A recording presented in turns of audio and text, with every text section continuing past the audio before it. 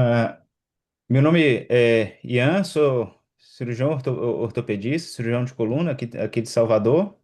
Ah, Renato, Olá, meu nome é Renato, eu sou de Brasília, também sou ortopedista e especialista em cirurgia de coluna. Meu nome é Vinícius, sou de Caxias do Sul, sou ortopedista, cirurgião de coluna também. Dr. Luiz.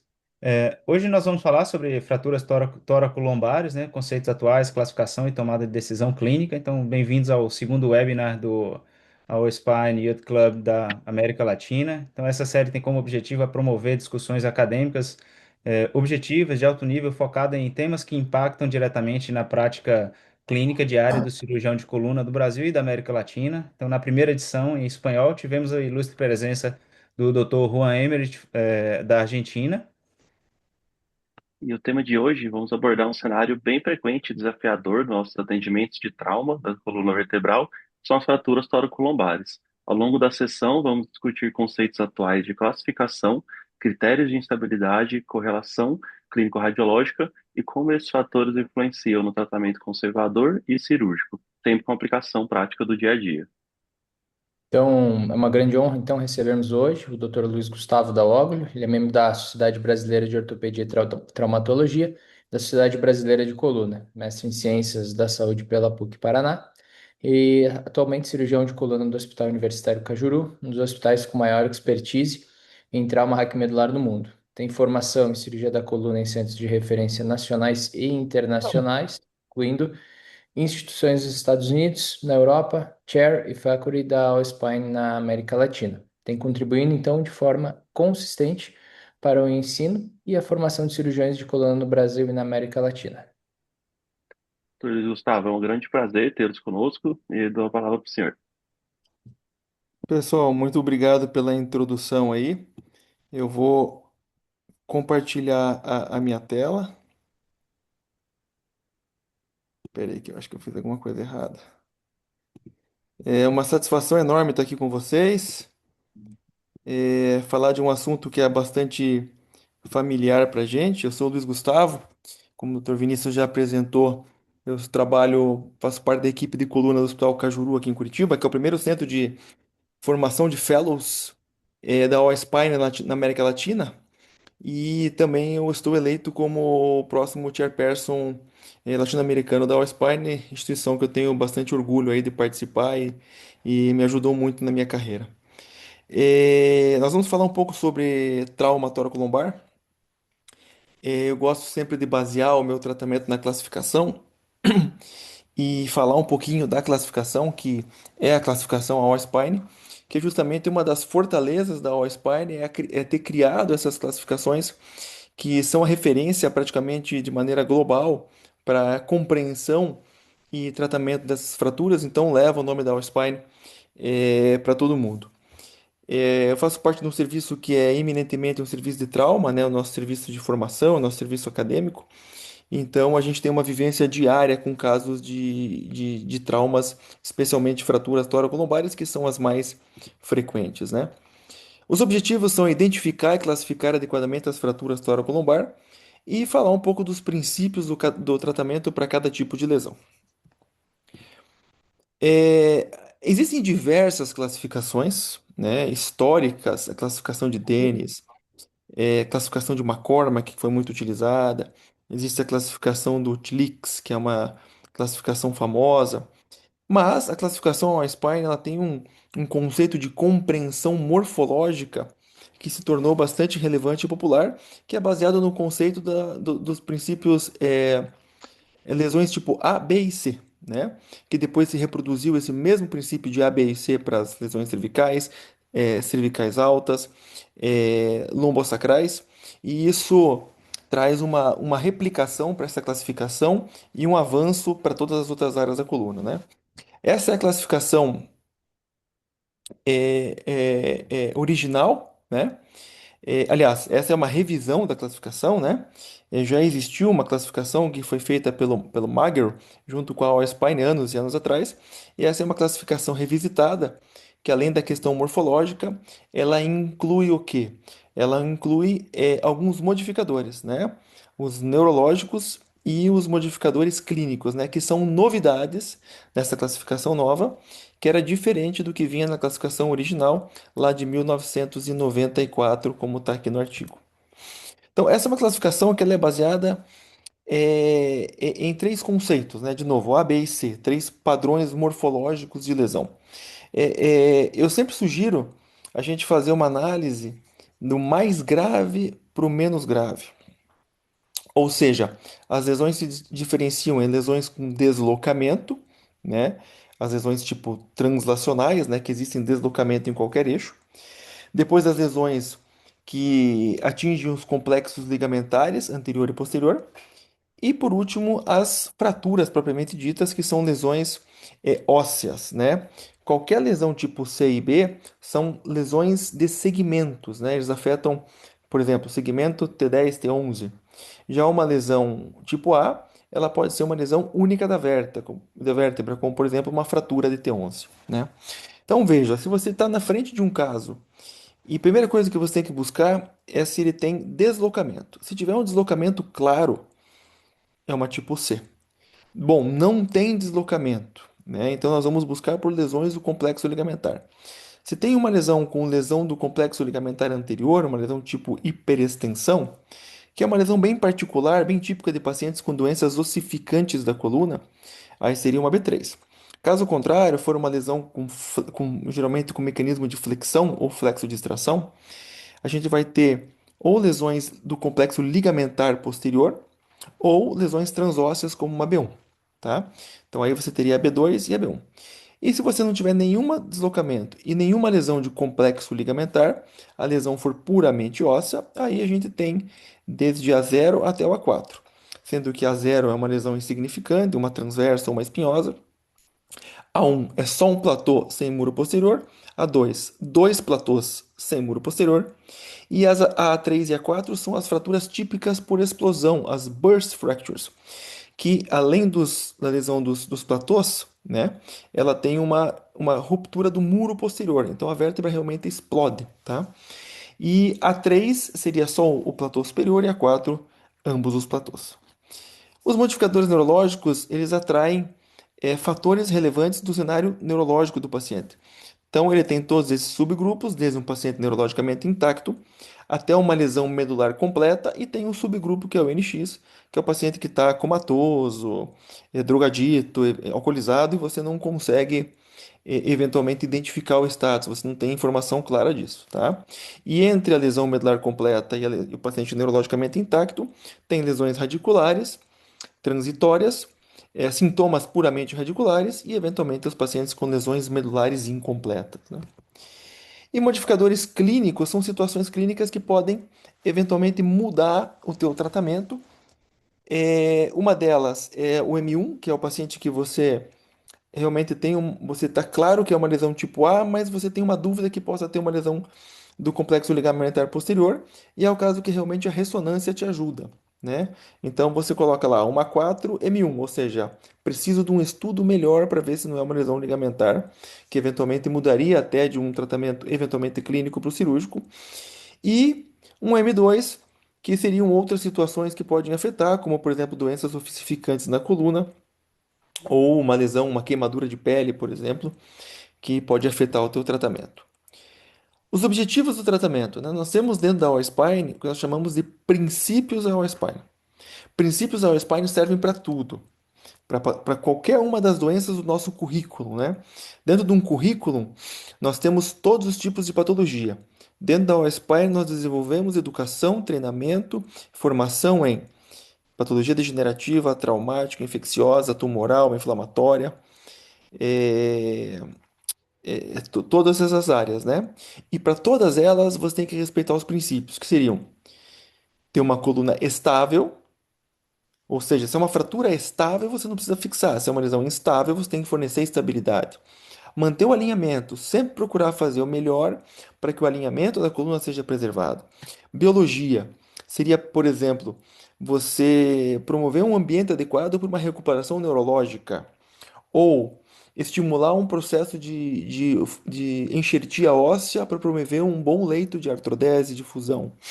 E função realmente é você preservar a função do paciente, né? O que implica muitas vezes em fazer artrodeses, fixações direcionadas para a área, evitando bloqueio de vértebras que não têm necessidade de serem travadas numa cirurgia, né? Então vamos lá. Conhecida a classificação e os princípios, nós vamos falar um pouco de cada um desses subtipos, tá?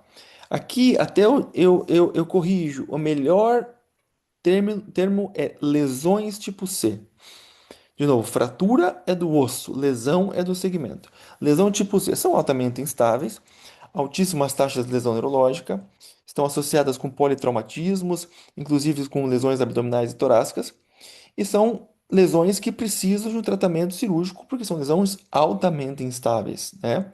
Então precisa de uma boa estabilidade, requer muitas vezes uma fixação longa, tá? Para vocês que estão começando, fixação curta é toda fixação que inclui um nível acima e uma vértebra, um nível acima e um abaixo de uma vértebra fraturada ou de um segmento lesado. Fixação longa é toda vez que você fixa pelo menos dois níveis acima e abaixo, tá? Então a tipo C, em geral, ela precisa de uma fixação longa, né?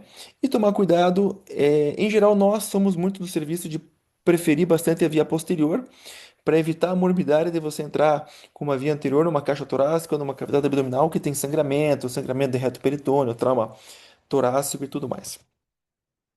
E aqui um exemplo claríssimo, né? Quem vai classificar essa lesão, veja, fica fácil.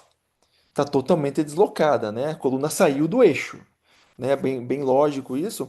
Então, essa é muito fácil de dizer que é uma lesão tipo C, né? E ela requer o quê? Ó, só para complementar, um fragmento ósseo gigante dentro do canal.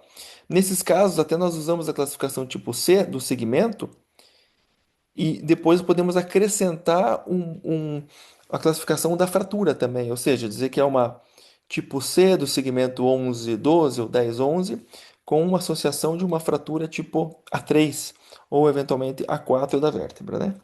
Então aqui a gente sabe que o paciente tem um modificador neurológico de uma lesão completa, porque clinicamente era isso que ela tinha, e um fragmento bastante grande no canal. Então o tratamento foi esse. A ideia é que quando tem lesão medular e o paciente não tiver um risco gritante de uma cirurgia, você fazer um tratamento dentro das primeiras 24 horas, tá? Existe um monte de estudo mostrando que a recuperação neurológica é melhor nos pacientes tratados precocemente. Então a cirurgia, o que que ela foi? Fixação longa, pelo menos dois níveis para cima, realinhamento, veja que a coluna ficou totalmente realinhada, descompressão, aqui fizemos uma descompressão, retiramos bastante osso que estava no canal e é, é, estabilizamos a paciente para tentar recuperar ela e otimizar uma reabilitação o mais rápido possível. Lesões tipo B, tá? Aqui de novo eu corrijo, não é fraturas o melhor termo, é lesões. Então são lesões que têm um componente de flexão, hiperextensão ou componentes associados, como a flexodisplação. As lesões que têm dano do complexo ligamentar, B3 e B2, elas são instáveis. Não porque tem um deslocamento agressivo ou porque tem um risco de deslocar, né, de ter uma luxação, mas sim porque o complexo ligamentar, ele é um tirante que se ele, como ele não tem potencial de cicatrização, ele leva à deformidade da coluna, tá? Então, o ideal é você fazer um tratamento cirúrgico. Na B1, que é uma lesão transóssea, como o osso consolida, você pode eventualmente estabilizar com um colete e aguardar uma recuperação. Eu tenho um índice de lesão neurológico um pouco menor que na C, e a cirurgia, quando tem lesão ligamentar, o ideal é que você faça uma artrodese, tá? Você faça uma fixação com implantes e promova uma artrodese, uma enxertia óssea, uma preparação de leito, para que você alcance uma fusão do segmento, porque, como eu comentei, a lesão ligamentar não consolida muito bem. E nesses casos, a ressonância ajuda, embora a classificação ela seja embasada na tomografia, a ressonância ajuda para pacientes que você tem uma suspeita de uma lesão que está indefinida. E aqui um caso, ó, isso aqui é bem interessante para quem está começando, que na imagem de AP, o que a gente consegue ver aqui, eu desenhei, ó, é uma abertura das espinhosas, tá? Esse é um sinal radiográfico sugestivo de que tem uma lesão tipo B. Porque é muito comum a pessoa olhar essa imagem aqui ó, e falar, ah, é uma A3. Mas uma A3 com uma cifose importante dessa, para pouco dano vertebral, você tem que suspeitar que aqui não está rompido. E aqui está claramente, né? Veja a distância interespinhosa. Aqui está muito claro que está rompido, né? Muitas vezes é difícil, mas a radiografia te ajuda, né? Então é uma lesão T11 e T12 tipo B2, que é uma lesão transligamentar, com uma fratura tipo A1 do corpo dessa vértebra neurológico normal. Aqui sim é uma prioridade do nosso serviço. A gente tem hábito de tratar as lesões tipo A e B com fixação curta. Esse é um sistema tipo Chance, que é um sistema mais antigo, mas é um sistema bastante estável e bastante adequado para você manipular, realinhar e estabilizar a fratura. Aqui mais um caso, mostrando bastante bem, né? Se vocês olharem aqui uma espinhosa onde que ela está e a outra aqui embaixo, veja que aqui no meio tem uma lesão e olhe, bastante marcante a cifotização, então isso não é apenas uma lesão tipo A, né? Veja que aqui a imagem realmente já mostrava uma ruptura importante que também foi tratada com uma fixação curta e aqui incluímos um parafuso na vértebra central que nos ajuda a alcançar a estabilidade. E as lesões tipo A, aqui sim são fraturas, né? São lesões por compressão, são elas podem ser, na maioria, estáveis, embora algumas elas tenham alguma instabilidade, principalmente vértebras que se fotizam muito e levam a uma deformidade secundária. O déficit neurológico é mais baixo e o complexo ligamentar tem que estar íntegro, senão não é A, seria B, tá?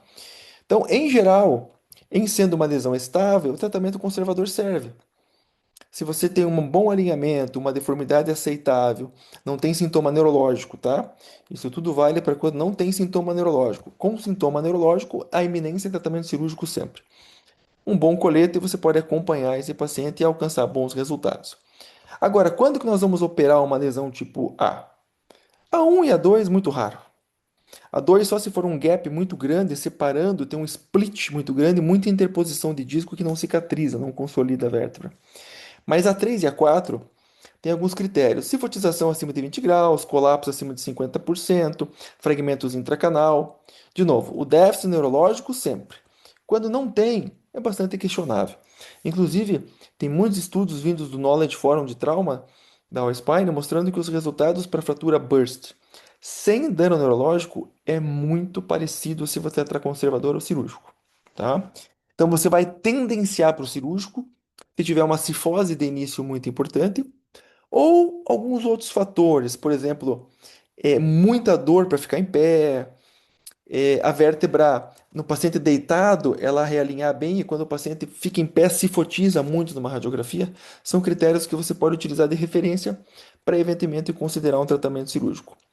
E a cirurgia aqui, ela pode ser uma fixação, não precisa de uma artrodese, porque é uma lesão óssea que consolida. Por isso que você pode fazer de maneira percutânea hoje. Se você tiver um sistema percutâneo e você não precisar de grande mobilização da fratura, você pode fazer de maneira percutânea, tá? Aqui já tem estudos mostrando que a inclusão de parafusos nessa vértebra índice ajuda na estabilidade. E existem alguns casos de tipo burst que você precisa fazer uma complementação. Embora existam muitos serviços que façam sempre uma via anterior, eu já vi muito isso, mas você não tem essa necessidade. A fixação posterior ela é suficiente e o osso consolida bem. Eu indicaria uma complementação via anterior para um paciente que tem uma fragmento intracanal com déficit neurológico e que apenas com a via posterior você não consegue de maneira muito efetiva descomprimir, tá? Então esse paciente eu consideraria complementar com uma via anterior.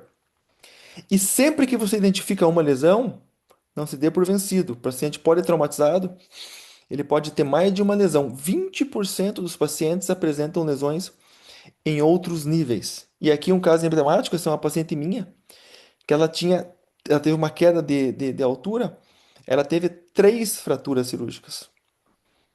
tá? Ela ficou paraplégica. Pela cervical, ela não ficou tetraplégica. Nós fizemos uma redução aqui, a fixação da lesão torácica e uma fixação da lesão toracolombar. Eram três lesões diferentes, três lesões, exceto a toracolombar, que era B, as outras duas eram C.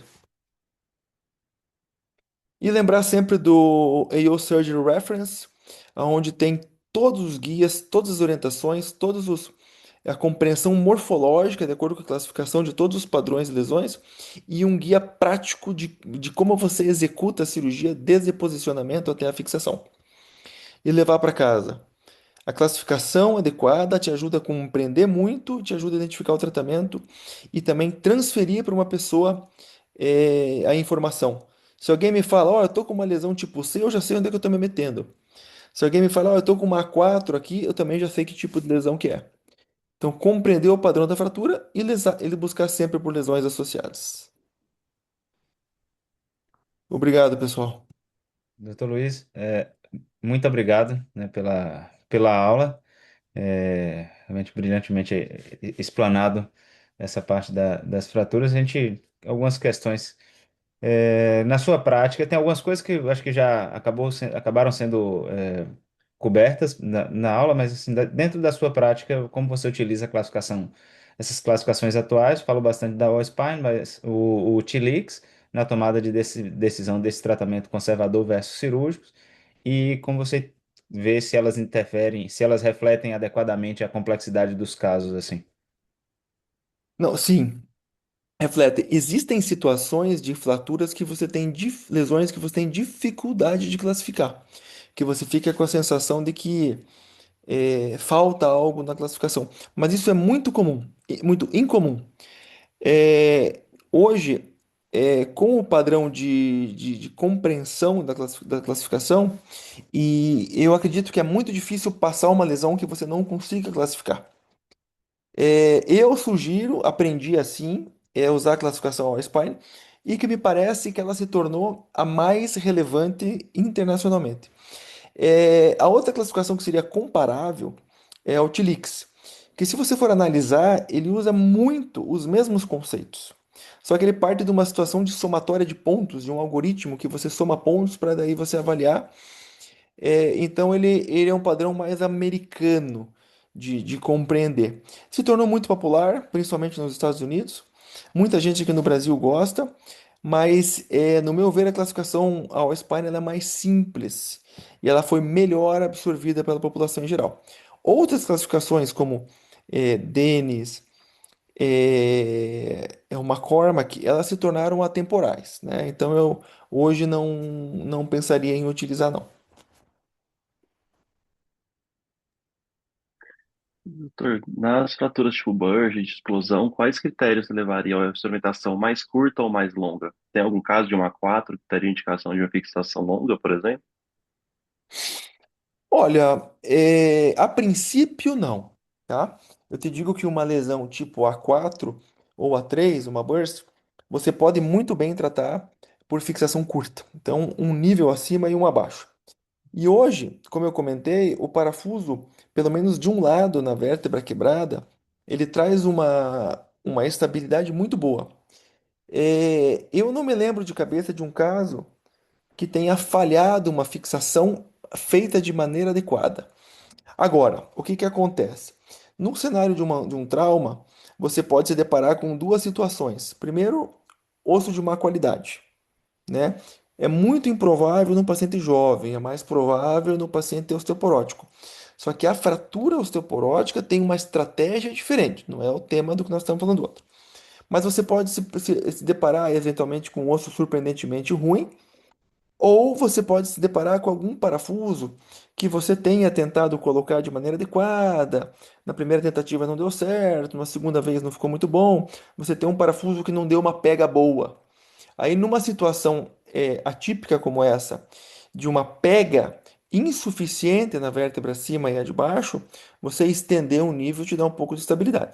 Então, eu só faria isso, uma extensão para dois níveis numa lesão tipo A, se realmente for uma situação que eu não alcançar uma boa qualidade de fixação numa fixação curta.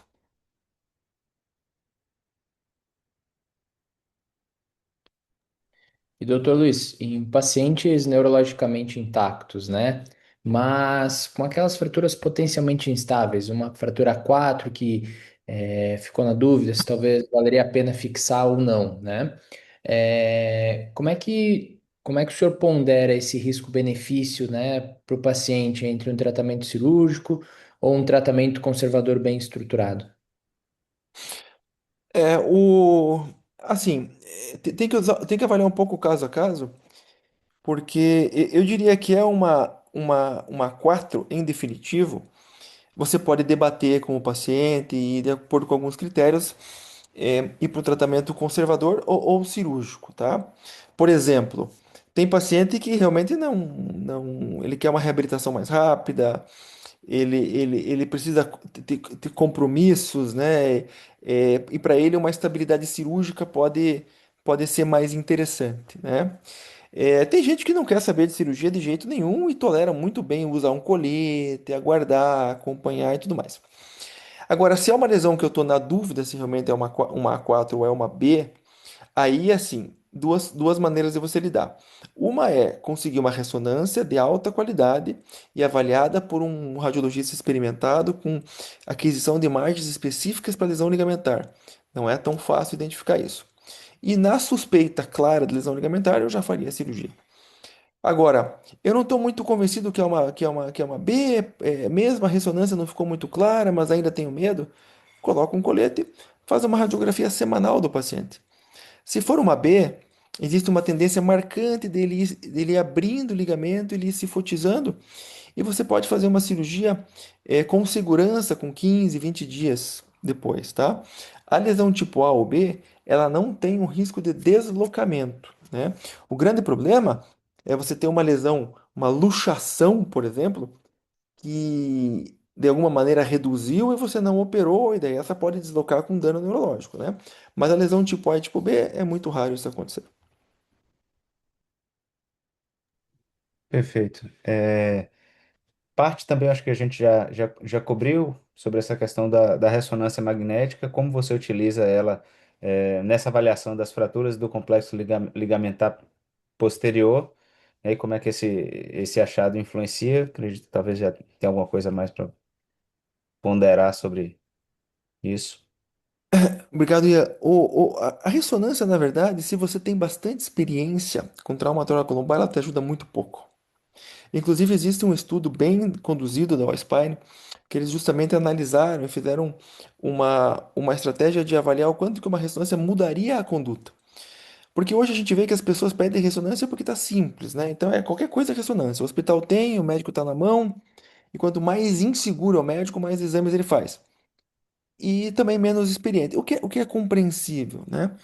Mas, de fato, o que a ressonância muda, aquele fato que ela muda, é aquele paciente que tem uma lesão é, é, limite entre uma burst e uma B1, sem dano neurológico. Com dano neurológico você já vai operar. Mas sem dano neurológico, aquele paciente que você diz que é uma 3 ou a 4 M1. Esse a ressonância pode acusar lá a lesão ligamentar e migrar para o cirúrgico. Só nessa situação. No resto ela não muda muito. Mas se você está em dúvida da lesão, como eu comentei antes, o ideal é você ter uma ressonância bem avaliada por alguém é, radiologista experiente e com imagens específicas para lesão ligamentar. Você tem que pedir para o radiologista fazer imagens para aquisição de imagens específicas com ponderações para lesão ligamentar. Obrigado. Muito obrigado, doutor Luiz, Renato, Vinícius. Então a gente gostaria de agradecer profundamente todos os membros da O8 Club. É uma discussão extremamente rica e importante, né?